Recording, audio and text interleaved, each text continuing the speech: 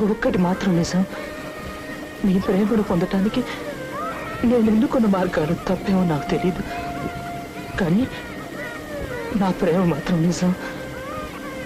My love is true.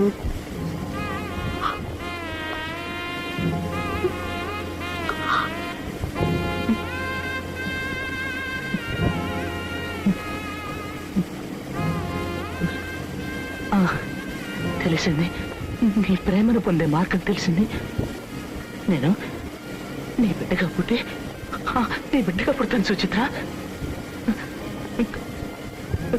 కనీసం అవార్డైనా ప్రసాదించవు.